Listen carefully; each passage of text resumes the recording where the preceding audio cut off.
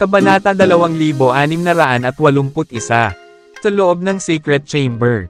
Nag-ensayo si Dustin ng may matinding focus. Swoosh! Iniwagayway niya ang kanyang espada ng higit sa 1,000 beses ng mabilis sa loob ng ilang segundo. Hindi na bago sa kanya ang paghawak ng kanyang espada ng ganoon. Kung tutuusin, kaunang rate na swordsmanship cultivation base ng Dustin. Ang mga ganitong maniobra ay dapat na laro ng bata sa kanya.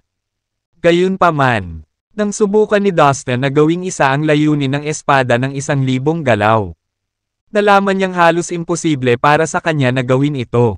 Patuloy niyang sinubukang gawin ang mga diskarte ayon sa paraan ng konsentrasyon.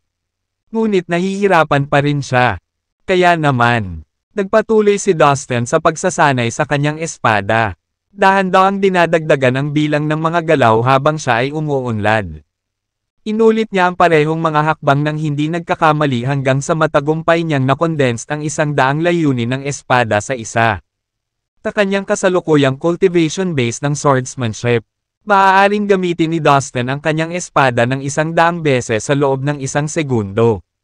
Bukod dito, nagawa niyang i-condense ang 100 intent ng sword sa isa nang hindi nahihirapan. Napangiti si Dustin. Nakaramdam siya ng matinding pagkabigo at hiya. Nahirapan si Dustin na i-condense ang sword intent. Ngunit alam niya na kapag na-master na niya ito, makakakuha siya ng nakakatakot na kapangyarihan. Swish! Swish! Swish!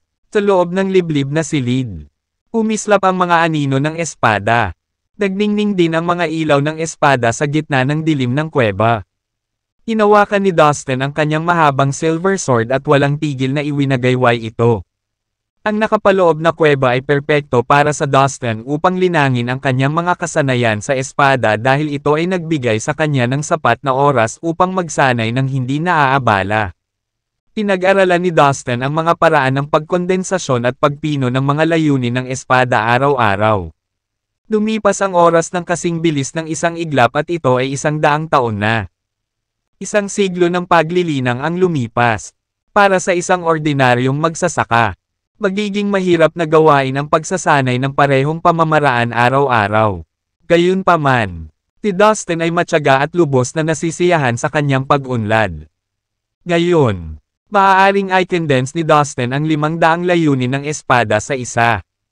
Pagkatapos, lumipas pa ang 6 o 700 taon. Matapos ang mahabang taon ng pagtatangka na makabisado ang layunin ng espada. Ang 1,000 layunin ng espada ay sa wakas ay naging isa. May kakayahan na ngayon si Dustin na magpakawala ng mas malakas na aura ng espada kaysa dati.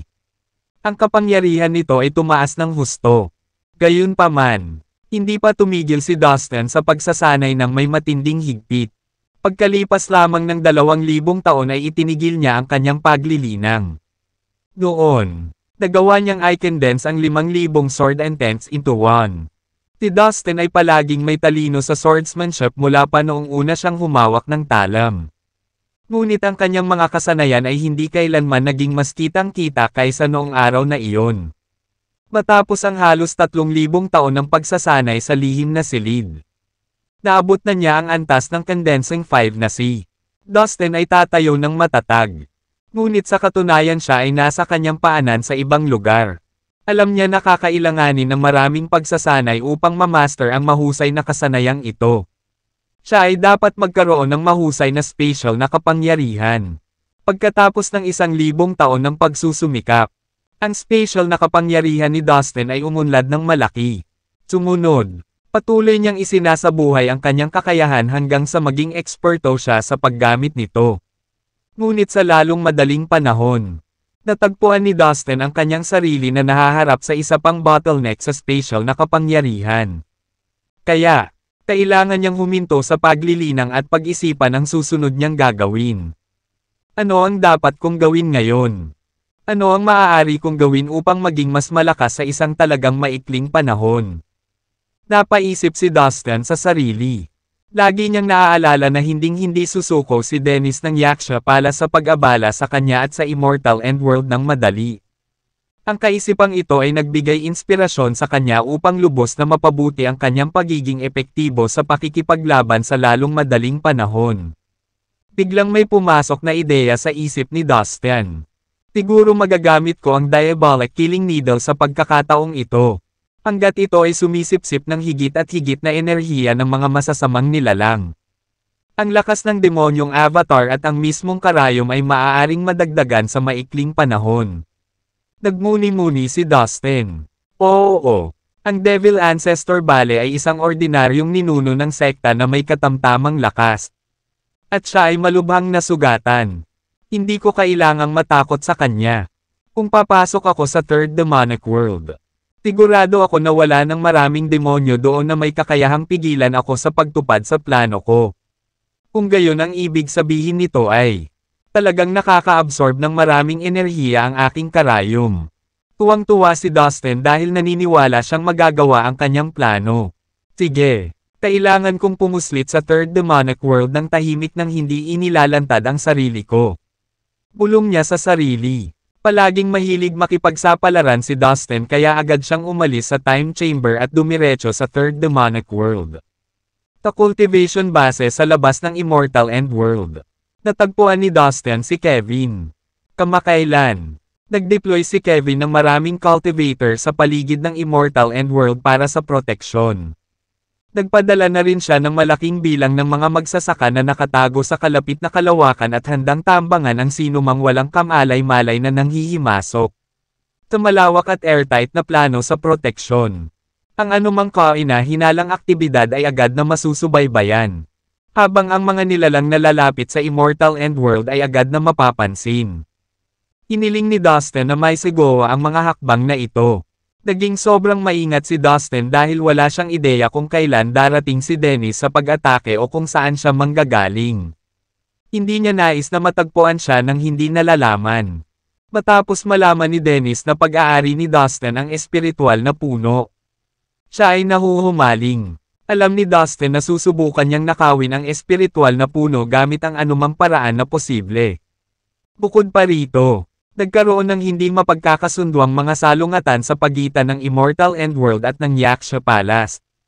Sa makatuwid, si Dennis at ang iba pang miyembro ng Yaksha Palace ay sasalakay anumang oras.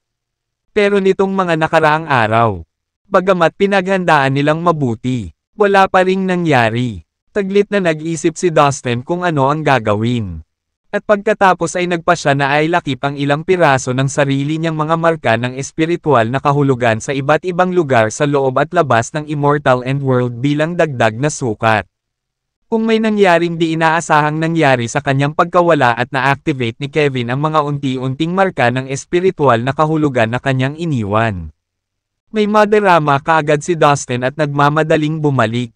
Sa malawak na kalawakan, isang barkong pandigma ang nag-bold sa direksyon ng Evil Abyss World na nag-iwan ng malabong trail sa bilis nito. Sa isa sa mga cabin ng barkong pandigma, nakaupo si Dustin na naka-cross-legged sa sahig. This time, aayusin na natin ang mga sama ng loob natin for once and for all. Devil Ancestor Bale. Bulong ni Dustin na may malamig na ngiti. Sa pagkakataong ito, ang pangunahing layunin niya sa pagpunta sa Third Demonic World ay hayaan ang Diabolic Killing Needle na sumipsap ng mas maraming abyss na enerhiya ng mga demonyo upang mapahusay ang kapangyarihan nito. Ang isa pang layunin ni Dustin ay ang makaganti kay Devil Ancestor Bale at ayusin ang mga lumang score. Makabubuti sa lahat kung maalis niya ang lalaking iyon na naging tinak sa kanyang laman. Kung hindi, kung mag-aaksaya ng mas maraming oras si Dustin at maghintay hanggang sa tuluyang makabawi si Devil Ancestor Bale. Ang huli ay magiging mas malaking banta sa kaligtasan ng Immortal End World. Naniniwala si Dustin na kahit hindi siya sapat na malakas at malamang ay hindi pa rin matalo si Devil Ancestor Bale. Sa kanyang kasalukuyang lakas, maiiwasan man lang niya ang hindi na mapananawli na pinsala at makatakas mula sa huli. Sa loob ng isang mapanglo at malayong kumpol ng bituin, daan-daang libong milya sa paligid ng lugar ay nababalot ng isang siksik na masamang aura. Sa gitna ng kumpol ng bituin, mayroong isang napakalalim, itim na kailaliman, na patuloy na naglalabas ng masamang aura. Ang kalaliman ay pasukan lamang sa Evil Ab. Nabalot si Earl ng patuloy na pagsikat ng itim na masamang aura na tila ibinubugan ng bawat buhay na organismo.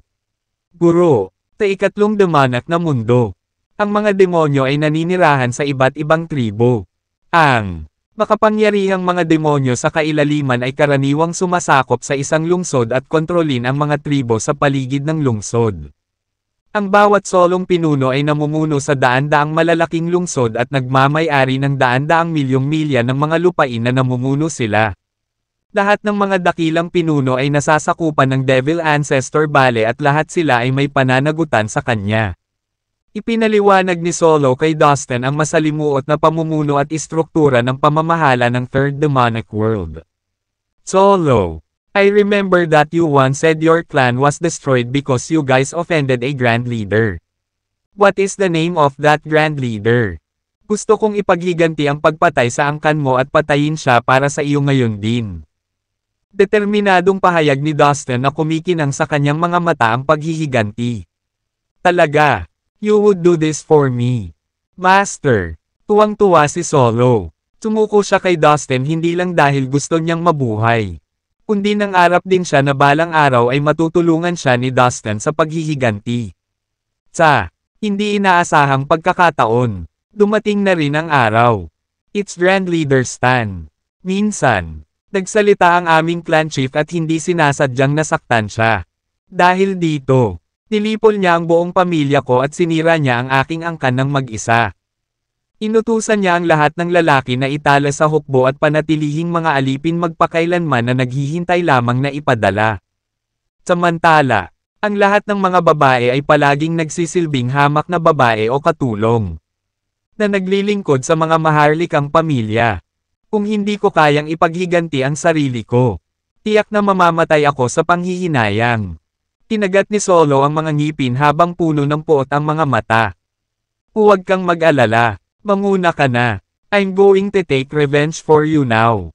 Sabi ng demonyong avatar sabay tapik sa balikat niya. Thank you, Master. Hindi ko alam kung paano kita masusuklian. Laking pasasalamat ni Solo kaya hindi napapansin ang mga luha sa kanyang mukha. Pagkatapos ay pinangunahan ni Solo ang demonyong avatar at lumipad patungo sa teritoryo ng Grand Leader Stan. Makalipas ang 12 oras, nakarating sila sa pasukan ng isang lungsod. Ang lungsod ay lubhang kahanga-hanga, maunlad at kumalat sa maraming ektarya ng lupa. Ito ay isang malaking lungsod na may mas malaking populasyon. Ang mga naglalakad sa mga kalsada sa lungsod ay halos mga demonyo. Gayunpaman, ang ikatlong demonic na mundo ay may negosyo sa maraming iba pang mga mundo sa universo. At dahil sa pagsasamahan na ito, maraming nilalang ng ibang lahi ang gumagala sa kalye sa tabi ng mga masasamang nilalang. Maraming mga magsasaka ng tao ang dumating sa pananaw ni Dustin. Sa sandaling nagsimula silang mamasyal sa lungsod. Napagtanto ni Dustin na ang lungsod na ito ng masasamang nilalang ay sa maraming paraan na katulad ng sa mga tao.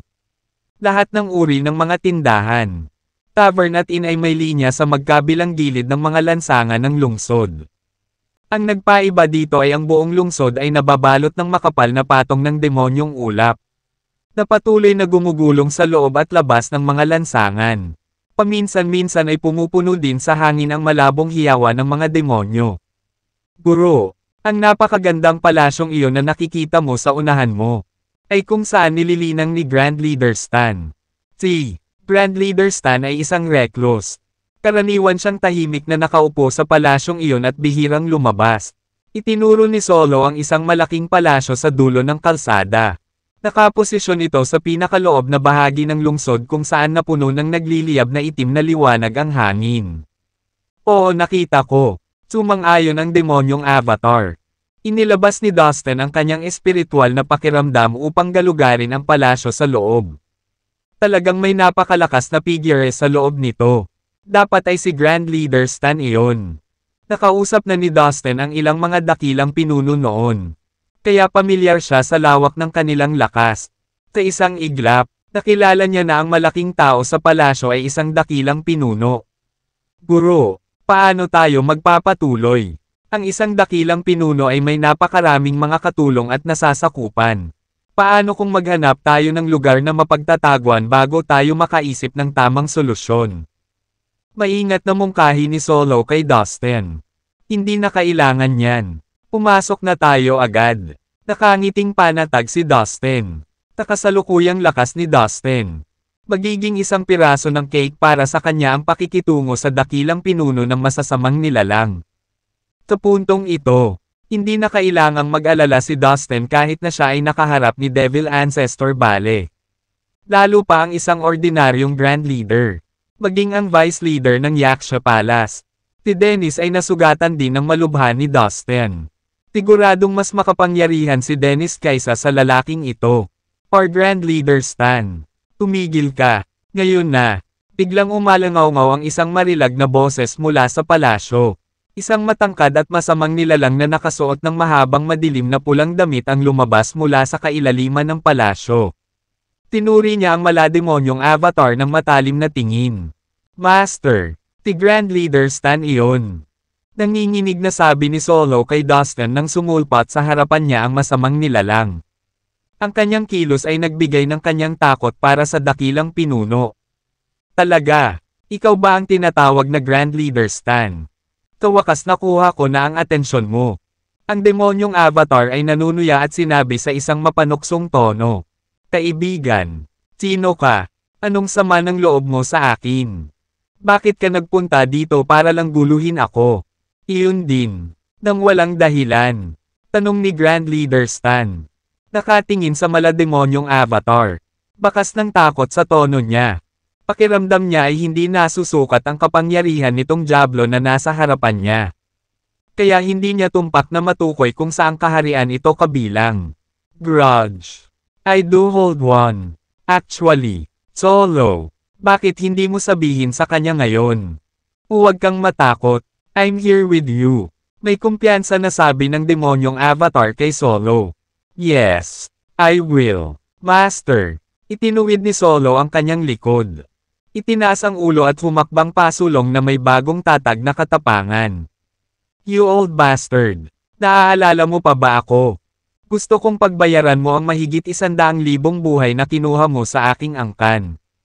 Tinira mo ang angkan ko. At pagbayaran mo ang ginawa mo sa amin ngayon. Nag-aapoy ang mga mata niya sa galit sa alaala ng pagkawasak ng kanyang angkan. Nagnganga ang kanyang mga ngipin at tinitigan si Grand Leader Stan. I see. Isa kang nabubuhay na miyembro ng angkan na iyon. Sabi ni Grand Leader Stan na may masamang tingin. Hindi ko akalain na magkakaroon ng ganito kalakas na amo sa hamak mong pamilya. Dapat pinatay ko na ang bawat isa sa inyo. Sabi ni Grand Leader Stan. Habang nakaharap sa demonyong avatar ni Dustin. Tinatay lang ng avatar ang marami sa kanyang mga nasasakupan. Kaya hindi naglakas loob si Grand Leader Stan na gawing basta-basta ang avatar. Isa pa, hanggang ngayon, hindi pa rin niya alam ang lawak ng kapangyarihan ng demonyong avatar. Ngayong lumapit ka sa akin. Tisiguraduhin kung aalisin ka sa pagkakataong ito. Ikaw at ang iyong natitirang pamilya ay magdurusa sa aking galit. Sabi ni Grand Leader Stan. Na pinupuno ang hangin ng walang sawang pagnanasa sa dugo. Tila. Napagkamalan niya ang demonyong avatar ni Dustin bilang isa sa miyembro ng pamilya ni Solo. Karamihan sa mga nakaligtas na miyembro ng pamilya ay mahihina na at hiyupong na. Gayunpaman, determinado na ngayon ang Grand Leader na patayin ang kanilang bloodline. Simula sa dalawang ito, too bad you won't have the chance. Get your ass over here and meet your doom. Dumagundong ang malademonyong avatar ni Dustin sa tonong pang-iinis. How dare you mock our Grand Leader? Hayaan mong hulihin ko itong mga bastos at ignorante na traidor para sa iyo. Mapanghamong sumigaw ang isang master ng Ninth Evil Energy Realm. Umaasang mapabilib ang kanyang pinuno. Sa oras na ito, maraming masasamang nilalang ang nagrally sa likod ng Grand Leader Stan. Isang dakilang pinuno ang namamahala sa isang malawak na teritoryo. Kaya marami siyang mga tauhan sa ilalim ng kanyang pamumuno. Ang lungsod na ito rin ang lugar kung saan karaniwang nililinang ni Grand Leader Stan. Kaya naman, mahigpit itong binantayan. Kayong dalawang taksil. Sumuko na kayo. Sa isang iglap, Ang masamang nilalang sa Ninth Evil Energy Realm ay sumugod sa demonyong avatar ni Dustin. Isang surge ng enerhiya ang pumuno sa hangin ng sabay-sabay.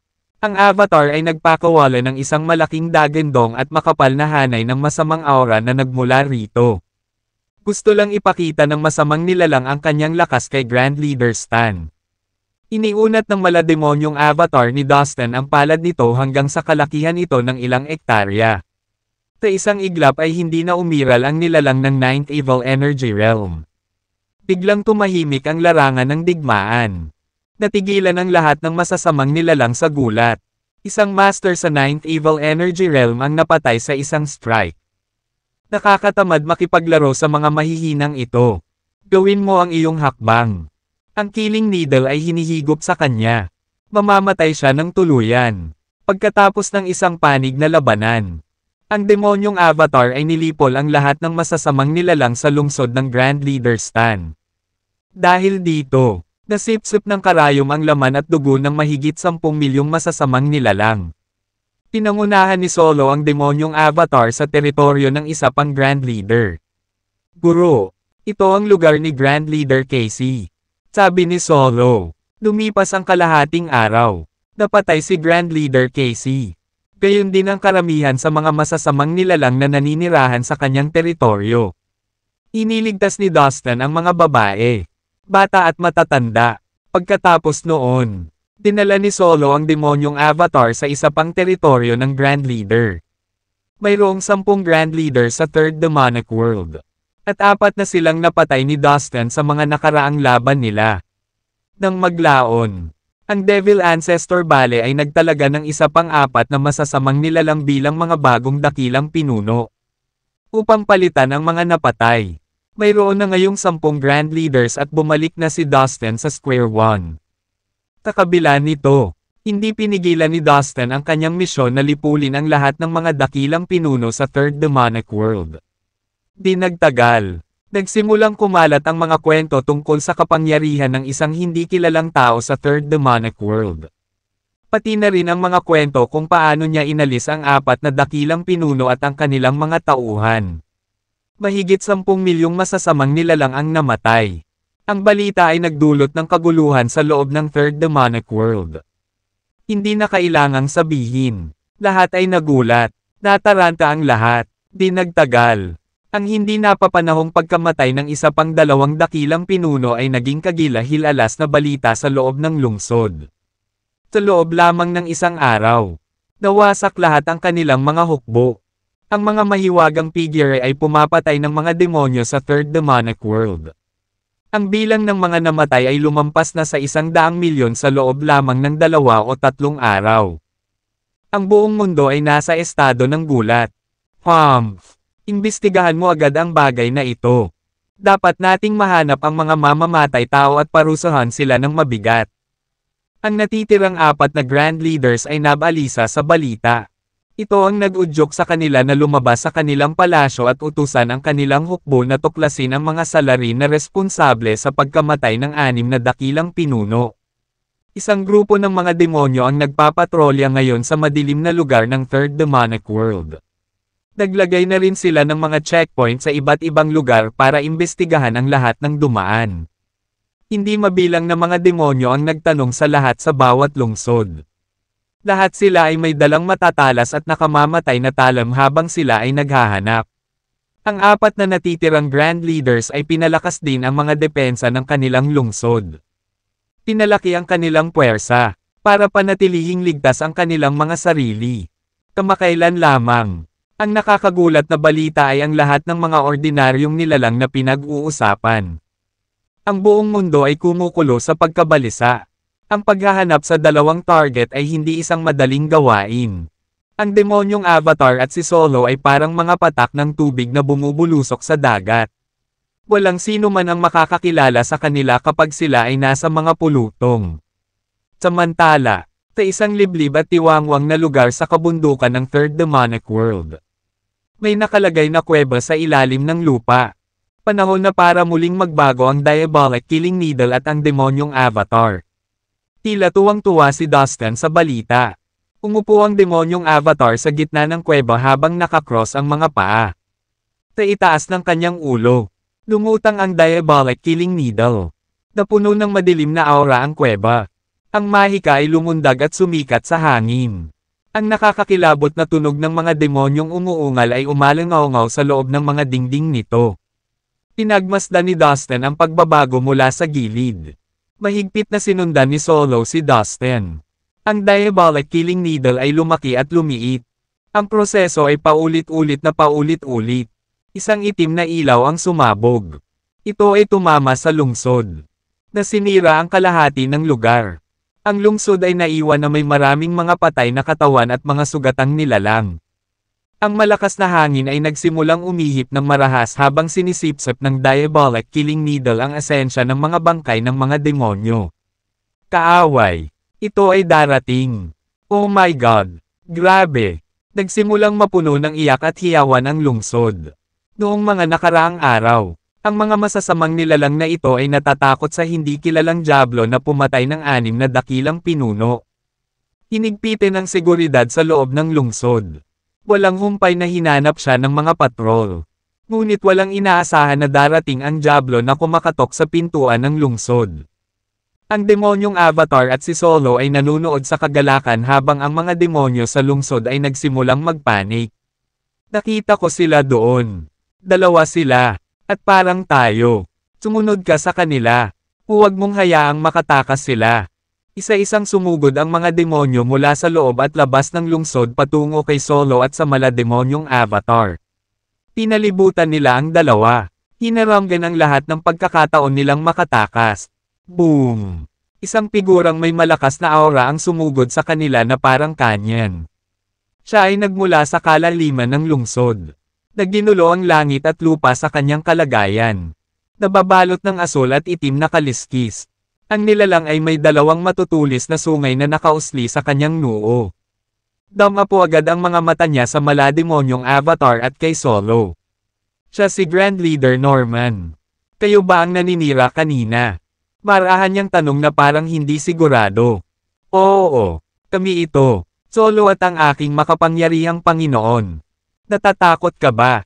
Nanginginig sa takot marahil. Dalhin mo ang iyong puwet dito upang matapos ito ng aking Panginoon ng mabilis sa isang hampas. Sagot ni Solo. Habang humakbang pasulong at itinuro si Grand. Pinuno ni Norman. Itong lalaking ito ay talagang naglagay sa ere dahil lang nasa tabi niya ako. Siya ay naging mas palakaibigan. Masyadong kumpiyansa kahit na, pagkatapos niyang ipaghiganti ang kanyang pamilya. Naisip ni Dustin. Nakipagkasundo si Dustin kay Solo na papatayin niya ang 10 Grand Leaders. Ang mga tauhan nila at ang Devil Ancestor bale habang ililigtas din ang iba pang nilalang ng Third Demonic World. Nagpakita ng awa si Dustin sa tinalikuran na mundo bilang paggalang sa kanilang kasunduan. Solo, you seems confident and willing. Why don't you fight him yourself? I have faith that you'll beat him. Pabirong sabi ng demonyong Avatar. Master, flattered talaga ako. But I think you should do it yourself. You'd do a much finer job. Agad na sagot ni Solo. Nagulat siya. Mabilis siyang nagtago sa likod ng malademonyong Avatar ni Dustin. Hindi ko alam kung sino ka at ano ang balak mo. Pero nakagawa ka ng isang karumal-dumal na krimen at dapat kang mamatay. Tinabi ni Grand Leader Norman sa pamamagitan ng kanyang nagngangalit na mga ngipin. Idiniin niya ang bawat pantig. Seryoso ka? Sa tingin mo kaya mo akong ilabas? Dismissive na sabi ng demonyong Avatar. Huwag mo masyadong isipin ang sarili mo. Tigaw ni Solo sa likod ng malademonyong Avatar. Na parang right on cue. 3 malalakas na figure ang bumaril patungo sa kanila mula sa langit na parang mga cannonball. Na nag-iiwan ng makapal na hanay ng itim na masamang aura sa likod nila. Ang mga mahiwagang figure ay dumaong nang may malakas na kalabog na yumanig sa lupa. Doon, 3 matangkad, mabangis, masasamang nilalang ang nakatayo, kalahati. Tatabi ni Grand Leader Norman. Bawat isa ay naglalabas ng nakakakilabot na aura. Ang kanilang matatalas na mata ay tumangala sa malademonyong Avatar at kay Solo. Patayin. Napalakas ang boses ng isa sa makapangyarihang nilalang. kaagad na tumugon sa utos. Maraming masasamang nilalang mula sa lahat ng direksyon ang dumagsa patungo sa demonyong Avatar at kay Solo. Nanginginig ang lupa sa mga hakbang ng maraming nilalang. Ang tatlong malalakas na masasamang nilalang sa tabi ng Grand Leader Norman ay mga dakilang pinuno din. Nangako sila na tutulong sa sinumang inaatake ng misteryosong figure na kamakailan ay pumatay sa kanilang mga kapwa Grand Leaders. Pati na rin sa kanilang mga tauhan. Tasandaling sinalakay ang lungsod ni Grand Leader Norman. Ipinaalam na niya sa ibang G na maaaring tumugma sa kapangyarihan ng isang ninuno ng sekta ay maaaring makalabas sa hanay. Ano ito? Let me break it. Ang demonyong Avatar ay umungal ng malakas. Bigla itong sumugod ng walang pakialam. Hawak ang diabolic killing needle sa kamay nito. Ang karayom na kasing laki ng isang haligi ay napapaligiran ng mga ilusyon na eksena na nagpapakita ng daan-daang milyong masasamang nilalang ng iba't ibang mundo sa gitna ng isang ritual sa isang lumang templo. Sa labas ng asol, ang masasamang nilalang sa mga ilusyon ay umuungal ng magkakasuwato. Niyanig ang mundo. Laganap ang malademonyong Avatar. Nasunod-sunod na sinisira ang mga watawat gamit ang karayom. Sa loob lamang ng ilang segundo, nawasak ang sikat na evil array. Ang Avatar ay nagtapon ng basura sa malawak na lupain na ginawa itong mga guho. Sa gitna ng mga guho ay nakatayo ang demonyong Avatar na hindi nasaktan. Ito, imposible. Nasira ang array. Ang apat na dakilang pinuno at ang iba pang masasamang nilalang ay nabigla. Ang kahangahangang hanay sa Evil Abyss World ay nasira sa harap mismo ng kanilang mga mata. Ang apat na pinuno ay nakaramdam ng lamig na gumapang sa kanilang gulugod. At nabuhay ang takot sa kanilang mga puso. Tila ay nabigla. Paano natin tatalunan ang napakalakas na kalaban? Akala nila, send a word to our devil ancestor. Siya lang ang makakatalo sa kanya. Tigaw ng isa sa mga grand leaders. Oo, kailangan nating humingi ng tulong sa ating ninuno ng demonyo. Ang pag-iisip na tinulungan sila ng ninuno ng Diablo ay sapat na upang agad nilang hilahin ang kanilang mga sarili. At kaya nagsimula silang makipag-ugnayan sa Devil Ancestor Bale. Si Devil Ancestor Bale ay sa wakas ay magpapakita na. Napangisi si Dustin na nag-isip. Mayroong isang napakalaking maladyosong palasyo na nababalot ng makapal na itim na ambon sa isang walang laman na matatagpuan sa Third Demonic World. Ang maladyosong palasyo ay may lihim na silid kung saan nakaupo ang isang matandang masamang nilalang sa pinakamatagal na panahon. Ang matandang masamang nilalang ay si Devil Ancestor Bale. Tinagaling niya ang kanyang sarili mula nang siya ay nasugatan. Ngunit, hindi siya naging mas mahusay. Masyadong malubha ang pinsalang natamo niya. Si Dustin, ang Immortal Endworld, at ang bastard ng hybrid na lahi ng Titan ay sinaktan ako. Dapat silang lahat ay mamatay. Palaging sumagi sa kanyang isipan ang pag-iisip.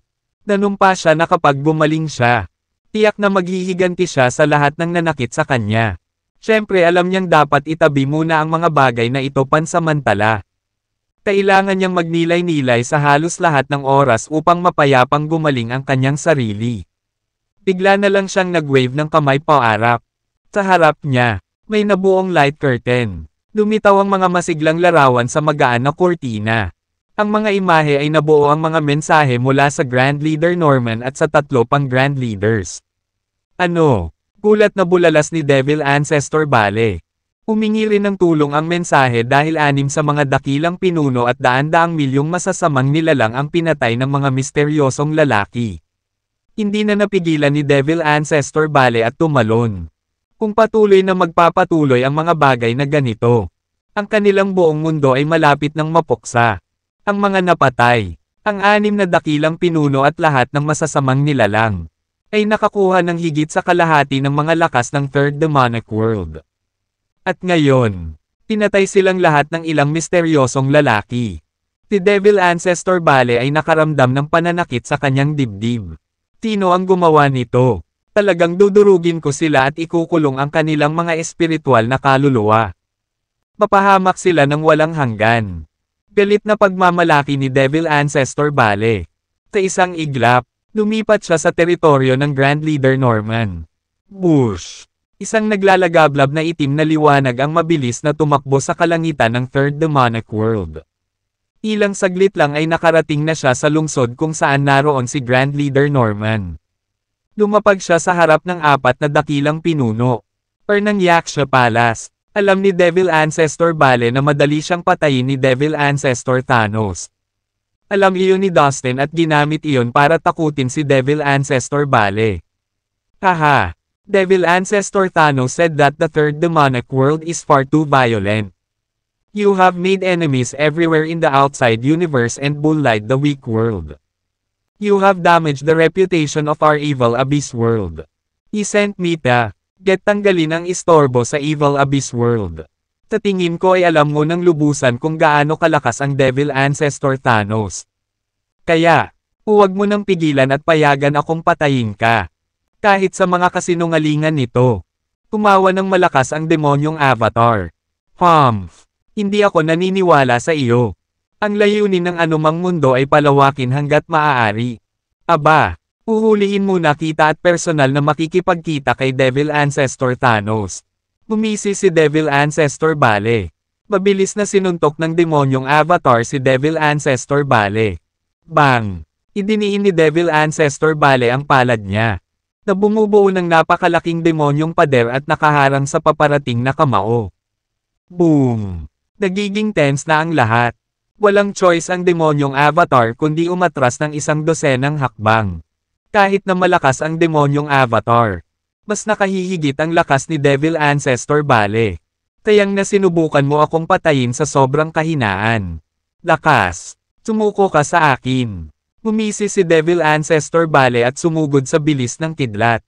Buzz! Nagsimulang lumiwanag ng husto ang noo ni Devil Ancestor Bale. Hindi mabilang na itim na Divine Ruling Chain. Tulad ng maitim na bakal na kadena. Ang tumusok sa hangin at nilamon ang demonyong avatar mula sa bawat direksyon. Bilang isang iginagalang na magsasaka na kasing lakas ng isang ninuno ng sekta. Si Devil Ancestor Bale ay may malakas na lakas. Sa mga tuntunin ng paglilinang tungkol sa mga batas ng kalikasan. Siya ay higit na dakila kaysa sa mga ordinaryong nilalang. Sabay-sabay, hinarang ng itim na Divine Ruling Chains ang hangin sa paligid ng demonyong avatar at tinangka itong bitag. Bang! Ang Devil Ancestor Bale ay hindi tumigil doon. Iniabot niya ang palad niya at unti-unti itong lumaki. Pinalot din ng itim na ambon ang kanyang nalalaking palad. Isang nakakabinging dagendong ng mga demonyo ang bumangon mula sa ambon. Na parang isang buong hukbo ang nagtago sa likod nito. Siya ay nagpapakita ng isang mataas na antas ng demonyong martial arts na kasanayan. Bagaman ito ay tila simple. Ang kasanayan ay naglalaman ng mga mahiwagang batas sa pag-atake na hindi kayang unawain ng karamihan sa mga nilalang. Ang pinagsamang pag-atake ng itim na Divine Ruling Chains at ang itim na kuko ay maaaring patunayang nakamamatay. Boom! Ang malademonyong avatar ay handa ng sumuko. Unti-unting lumitaw ang maliliit na tuldok ng liwanag sa katawan ng demonyong avatar. Di nagtagal. Ang mga kislap ng demonyong liwanag ay bumuhos na parang mga sinag ng laser. Kamakailan. Ang Diabolic Killing Needle ay sumipsip ng higit sa 100 milyong laman at dugo ng mga demonyo. Ang demonyong kapangyarihan na taglay ng demonyong avatar ay umabot na sa isang nakakatakot na antas. Nang makita ang malakas na sinag ng demonyong liwanag na nagmumula sa demonyong avatar. Napakunot ang noo ni Devil Ancestor Bale. Naningkit ang kanyang mga mata sa pag-iisip. GRRRRR. Ang demonyong avatar ay nagpakawala ng malakas na dagendong. Na tinatawag ang kapangyarihan nito. Ang masamang liwanag ay lumabas mula sa kaibuturan nito at sumugod sa kanang kamao nito na parang tinunaw na magma. Mabilis na lumaki ang nakasara nitong kamao. Madilim at solid ang itim na liwanag mula rito. Na tila may butas sa kalawakan. Bang! Ang katawan ng malademonyong avatar ay tumulak pasulong ng napakabilis. Ang kanang kamao nito ay parang itim na bundok. Umaatungal at tumutulak sa unahan ng paalang. Kakagamit lang nito ng malakas na lakas ng demonyo. Nang walang pagsasama-sama nito sa anumang mga kasanayan. Ito ay katumbas ng isang suntok ng malupit na puwersa. Gayunpaman, napakalakas nito. Nawala ng kapangyarihan ang itim na divine ruling chains at isa-isang bumagsak. Nang malaglag na ang lahat ng kadena, unti-unting bumukas din ang nakatatak na espasyo. Boom! Boom! Boom! Nagpatuloy ang labanan sa pagitan ng malaking kamao ng demonyong avatar at ng itim na kuko ni Devil Ancestor Bale. Sa isang iglap, nakipag-ugnayan sila na naglalabas ng surge ng enerhiya. Ang katawan ng demonyong avatar ay itinapon pabalik sa Dustin. Takot ngunit galit na galit. Hindi niya inaasahan na masasaktan siya ng husto ni Dustin. Nasa paningin niya ay isang hamak na insekto. Hoy, matandang demonyo! Nagkita ulit tayo. Tagumpay na ngumisi si Dustin. Nagulat si Dustin sa sariling kapangyarihan. Marami na siyang pinagdaanan pagkatapos na linangin ang kasanayan sa espada sa mga araw na ito. Gumamit lang siya ng isang galaw kasama ang demonic avatar at incapacitated Devil Ancestor Bale. Ito ay isang hindi inaasahang pag-atake. Ngunit ang katotohanan ay ang isang makapangyarihang ninuno ng sekta tulad ni Devil Ancestor Bale ay may napakaraming karanasan sa pakikipaglaban. Mahirap siyang saktan kahit sa hindi inaasahang pag-atake. Ngunit nangangahulugan pa rin ito na ang mga kakayahan sa pakikipaglaban ng parehong demonyong avatar at Dustin ay bumuti ng malaki. Ano? Siya ba talaga si Dustin na taga-Immortal End World? Ang iba pang apat na engranding pinuno at isang malaking bilang ng mga panginoon ng demonyo ay napabulalas ng gulat. Dustin ay halos isang sambahayan na pangalan sa Third Demonic World. Ibig sabihin, ikaw ang nag-uudyok ng gulo sa Third Demonic World, na pumatay sa 6 na dakilang pinuno at daan-daang milyong demonyo. Bumulwak ang galit at puot sa mga mata ng ninuno ng demonyo. Oo, tama ka. Ako lahat. Ikaw na matandang demonyo. Ilang beses na sinalakay ng Third Demonic World ang ating Immortal End World at pinagpira-piraso pa ito noon. Ngayon ay nagbago na ang mga bagay at ako na ang darating sa Third Demonic World para ihatid ang hustisya. Sabi ni Dustin na may kalahating ngiti. Well, very well. Dahil mag-isa kang pumunta rito. Hindi ko na kailangang lumabas para hanapin ka. Ngayon, siguraduhin kung hindi ka nababalik. Si Devil Ancestor Bale ay nagngangalit ang kanyang mga ngipin sa galit. Haha, niloloko mo ba ako? Pang-asar ni Dustin. Manahimik ka, matandang bata ka, baka kagatin mo ang dila mo. Ngayon, hindi na nararamdaman ni Dustin ang karaniwang pressure at kaba na dati niyang nararamdaman sa presensya ng isang ninuno ng sekta. Kahit nasa harap ng isang showdown kay Dennis mula sa Yaksha Palace. Hindi siya natakot. Hindi siya malapit ng magbakal ngayong kailangan niyang labanan ang Devil Ancestor Bale. Na hindi gaanong makapangyarihan kaysa sa iba pa niyang kaaway. How dare you talk to the Devil Ancestor in such tone? Nakatayo sa malapit ang 4 na dakilang pinuno. Kasama ang isang pulutong ng masasamang nilalang mula sa 7th, 8th, at 9th Evil Energy Realms. Galit na galit ang ibinabato nila sa kanya. Tiyak na nililigawan mo si kamatayan. Ikaw ay walang iba kundi isang grupo ng mga langgam. Tinggal naman ni Dustin sa kanila.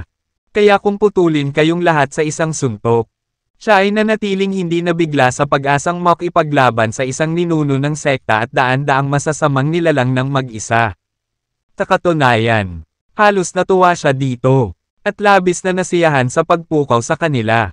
Kung tatanungin sa ngayon, malamang na masasabi niya ng buong katapatan na wala siyang pakialam sa buong Third Demonic World. Parg! Napasigaw sa pagkadismaya ang isa sa mga dakilang pinuno. Dustin, you are out of your damn mind. Fine then. It will be my utmost pleasure to kill you. You arrogant bastard. Isang malakas na enerhiya ng demonyo ang lumabas sa katawan ng Grand Leader. At sa kanyang kamay, lumitaw ang isang itim na sibat. Nagliliyab sa itim na liwanag at pumipintig ng matinding kapangyarihan. Ibinato niya ito kay Dustin. Ang kanyang pakay ay mabilis at nakakatakot. Bush! Inilagay ni Dustin ang isang kamay sa likuran niya. At mula rito ay bumaril ng isang sinag ng nakasisilaw na liwanag ng espada. Na naglalagablab sa kalangitan patungo sa dakilang pinuno. Naglalaman ito ng sword intent ng 6,000 galaw ng espada. Lahat ay pinagsama sa isa. Maaari nitong putulin ang anumang bagay na umiiral sa mundo. Ang liwanag ng espada ay tumago sa kanyang pagtatanggol sa kapangyarihan ng demonyo. Pagkatapos ay sa kanyang dibdib. Malakas na nanginig ang katawan ng Grand Leader.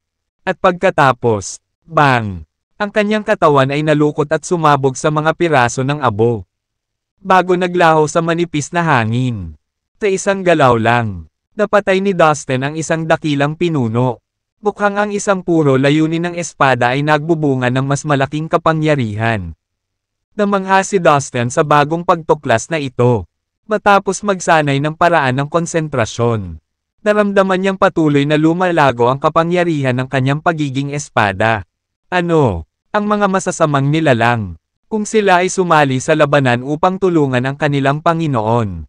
Sila ay walang silbi sa gayong matinding labanan.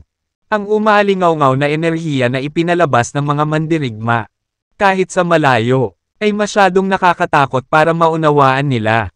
Dustin, I swear, hindi ako titigil hanggat hindi kita napapatay. Umungol si Devil Ancestor Bale. Inipon niya ang kanyang sarili at lumusab sa Dustin na parang madilim na ulap. Ang kanyang sigla ng dugo ay naging isang dagat na walang kalaliman. Pinalot siya ng itim na liwanag. Nagiging black hole siya. Nilalamon lahat ng liwanag at espasyo sa paligid niya. Swish, swish, swish. Ang Black Divine Law Chains ay nagmamadaling lumabas mula sa kanya. Tulad ng mga dambuhalang ahas na mabangis na sumasayaw. Ang mga kedena ay nag-intertwine sa isa't isa at naging isang napakalaking haligi ng itim na liwanag. Isang nagninangas na madilim na apoy ang nagliyab sa ibabaw nito at pumailan lang sa kalangitan. Na nagpapaliwanag sa ibabaw sa ibaba. Bang! Sa kanilang paligid na naiilawan. Makikita ng lahat ang isang mabangis na mukhang masamang Diyos na nakaupo na nakakross sa ilalim ng haligi kung saan sumiklab ang apoy. Biglang-bigla, ang demonyong Diyos ay nagluwa ng matatalim na sinag ng itim na liwanag na hamarang sa mga pag-atake mula kay Dustin at sa kanyang demonyong avatar. Nilamon ng mga sibat ng madilim na pulang apoy ang kalawakan habang sila ay tumakbo patungo sa Dustin. Ang kanilang bilis at tindi ay halos napakalaki. Hindi lamang ang mga apoy na ito ay makakasakit sa mortal na laman. Maaari rin nilang sirain ang espiritual na pakiramdam ng mga tao at ilagay sa panganib ang kanilang espiritual na mga kaluluwa. Kailangang sabihin para sa lahat ng mga pinsala ni Devil Ancestor Bale. Upang may palabas ang mga pag-atake na ito ng sunod-sunod. Bawat isa ay may napakalakas na puwersa. Ang kanyang kakayahan sa pakikipaglaban ay talagang hindi mababawasan. Bush! Bush! Bush! Isa-isang inilabas ni Dustin ang kanyang sword light. Ang bawat liwanag ay kasing talas at nakamamatay gaya ng 6,000 galaw ng espada ay puro isa. Ito ay sapat na upang maghiwa sa espasyo tulad ng paghiwa sa tofu. Nilalaslas nito ang lahat hanggang sa tumama sa nagngangalit na dagat ng apoy. Ang impact ay nagdulot ng nakakabinging pagsabog. Ang mga shockwave ng pagsabog ay lumipad sa kalangitan. Ang demonyong avatar ay hindi natatakot sa nagninangas na apoy dahil alam nito na ang balat nito ay kasing tigas ng baluti. Halos hindi nito maramdaman ang init. Kaya sumubod ito patungo sa Devil Ancestor Bale para sa pamatay na suntok. Swish! Sa huling minuto, inilabas ni Devil Ancestor Bale ang kanyang maitim at maladimonyong espada at itinawid ang nakamamatay na talim nito sa baywang ni Dustin. Magaling! Natalo na ng makapangyarihang demonyong ninuno ang kalaban nito. Si Devil Ancestor Bale ay nakatayong may pagmamalaki habang ang mga demonyo sa paligid niya ay nagsasaya. Habang patuloy ang palakpakan ay bahagyang nanginig ang tinadtad na katawan ni Dustin. Bigla itong nawasak sa mga tuldok ng mga ilaw hanggang sa tuluyang mawala. Isa lang pala itong ilusyon. Hindi ito ang tunay na katawan ni Dustin. Ginamit niya ang kanyang mga kapangyarihan upang sirain at i-deform ang mga spatial na istruktura at ginawa itong isang peking katawan. Ang kakaibang diskarte na ito ay talagang niloko si Devil Ancestor Bale. Gumamit siya ng spatial power. Nagalit si Devil Ancestor Bale. So, peke pala. Napatulala ang lahat ng demonyo sa paligid nila sa mga pangyayari. Boom! Isang tunog na nakakabasag ng lupa ang lumipad sa kanila mula sa malayo. Ang matinding labanan sa pagitan ng tatlo ay yumanig sa universo. Sa pamamagitan ng pag-condense ng kapangyarihan ng 6,000 sword move sa isa. Tiwala si Dustin na kaya niyang talunin ang Devil Ancestor Bale. Bahagyang din ito dahil ang kanyang kalaban ay malubhang nasugatan at nanghina. Sa kombinasyon ng lahat ng kanyang espesyal na kasanayan sa martial arts. Makakagawa siya ng isang napakalakas na pag-atake na sapat upang patayin ang Devil Ancestor Bale. Sa kanyang pisikal na lakas at espiritual na kapangyarihan. Matapang na nakipaglaban si Dustin laban sa Devil Ancestor Bale. Tinalubong niya ang bawat pag-atake. Thor Bale ngumiti ng mapanokso habang papalapit kay Dustin. Sa bawat hakbang niya, malakas na yumanig ang lupa sa ilalim ng kanyang mga paa. This ends now. Dustin. Though I have to admit, you are really a rarity. Kung patuloy kang ganito, malalampasan ako ng lakas mo sa bandang huli. But you are too impatient. You dare break into the third demonic world to seek revenge bago ka maging malakas. Ngayon, kailangan kitang patayin. Habang papalapit siya kay Dustin, inilabas ni Devil Ancestor Bale ang kanyang buong kapangyarihan. Marahas na yumanig ang mundo kasabay ng pagbagsak ng mga kulog sa kalangitan. Ngunit pagkatapos, itinaas ni Dustin ang kanyang ulo. Ipinakita ang isang gintong mata na nasa pagitan ng kanyang mga kilay. Bigla itong bumukas na may kasamang kagat. Kakaibang guhit ng liwanag ang bumaril sa kalangitan. Sunod-sunod, nilamon nito ang lahat ng iba pang liwanag sa mundo hanggang sa magdilim ang lahat. Ang buong mundo ay bumaba sa kadiliman. Mahirap kahit para sa espiritual na kahulugan na alamin kung ano ang nangyayari. Sa kabila ng kadiliman. Gayunpaman, ang gininto ang mata ay nakikita. Mataman itong tumitig kay Devil Ancestor Bale. Huwag kang ang masyadong maangas. Matandang bastard. Tingnan mo ako. Tigaw ni Dustin. Ano? Nagulat. Si Devil Ancestor Bale ay nagkulong ng tingin gamit ang gininto ang mata. Bigla na lang niyang naramdaman ang unti-unting pag-alis ng kanyang espiritual na kaluluwa sa kanyang katawan. Hinayla ito ng misteryosong puwersa patungo sa Golden Eye. Malamig na pangamba ang bumalot sa kanyang puso.